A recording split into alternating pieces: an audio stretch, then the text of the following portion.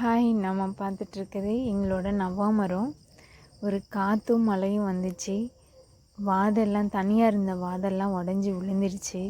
இங்கே பாருங்கள் எவ்வளோ காயோட பிஞ்சோட பழத்தோடு விழுந்திருக்குன்னு. வெயிட்டு வேறு தாங்க முடியாமல் விழுந்திருக்கு.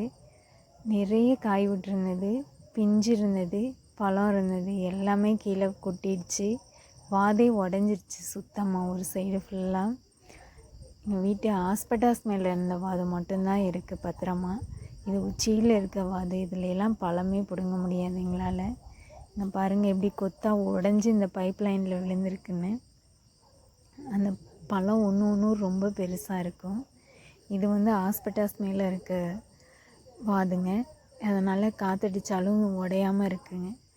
நல்லா பிஞ்சு விட்டுருந்தது. பூ நல்லா கொத்து கொத்தாக பூ விட்டுருந்தது. பிஞ்சு அவ்வளோ நெருக்கமாக விட்டுருந்தது. அப்படியே கொஞ்சம் கொஞ்சமாக பெருசாக ஆக கொஞ்சம் பிஞ்சுலாம் கொட்ட ஆரம்பிச்சிது. நிறைய பிஞ்சு, காய், செங்காய், பழம் எல்லாமே இருக்குது. இது ஒரு வாரம் ஒரு 10 நாள் 5 நாளைக்குள்ளே நல்லா பழுத்து எல்லாமே முடிஞ்சிரும். இப்போ தான் பழுக்க ஆரம்பிச்சிருக்கு. கொஞ்சம் இப்போ தான் கால்வாசி பழுக்க ஆரம்பிச்சிருக்கு. இன்னும் ஃபுல்லாலாம் பழுக்கலை. இன்னும் ஒரு வாரத்துக்குள்ளே எல்லாமே பழுத்துரும். இங்கே பாருங்கள் எவ்வளோ கொத்து கொத்தாக இருக்குன்னு. இது ஒரு வருஷம் விட்டு ஒரு வருஷம்தான் காய்க்கும்னு சொன்னாங்க. அது மாதிரி தான் காய்ச்சிட்ருக்கு.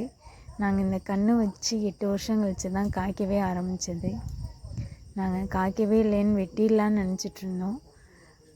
ஆனால் அப்புறமா அந்த வருஷம்தான் நல்லா காய்க்க ஆரம்பித்தது வருஷம். இப்போ அடுத்த வருஷமும் நல்லா அடுத்த வருஷம் விட்டு இந்த வருஷமும் நல்லா காய்க்க ஆரம்பிச்சிருக்கு. பழம் ஒன்று ஒன்றும் பெருசு பெருசாக இருக்கும். ரொம்ப டேஸ்ட்டாகவும் இருக்கும். ஹாஸ்பிட்டாஸில் இருக்கிறது தான் பறிக்க முடியும். மேலே இருக்க வாதில் இருக்கிறதெல்லாம் அதுவாக விழுந்தால் தான் பொறுக்க முடியும் எங்களால். ஒரு தாத்தா மட்டும்தான் வருவாங்க.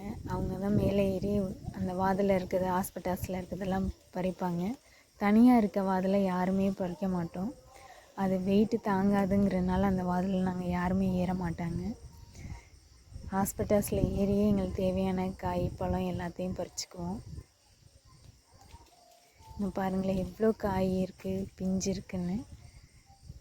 காற்று மழை அடித்தாதான் அந்த வாதெல்லாம் தாங்காமல் உடஞ்சி போயிடுது. பாருங்களேன் எவ்வளோ இருக்குன்னு. எங்கள்கிட்ட கிலோ 80 ரூபான்னு எடுத்துக்குவாங்க. அவங்களே பறித்து எடுத்துகிட்டு போயிடுவாங்க. நாங்கள் தனியாலாம் பறிச்சுட்டு போய் எங்கேயும் விற்கிறதெல்லாம் இல்லை. மற்றதெல்லாம் பக்கத்தில் இருக்க நாங்கள் எல்லோரும் சாப்பிடுவோம். அவங்களுக்கு தேவையானது எடுத்துகிட்டு போயிடுவாங்க. மிச்சத்தெல்லாம் நாங்கள் பக்கத்தில் இருக்கவங்க சொந்தக்காரங்க அப்படி தான் சாப்பிடுவோம். எங்கள்கிட்ட 2 மரம் இருக்குது. இது ஒரு மரம் தான். இன்னொரு மரம் தனியாக இருக்குது. அந்த மரத்துலையும் இப்படி தான் பிஞ்சு விட்டுருக்கு. தேங்க்யூ.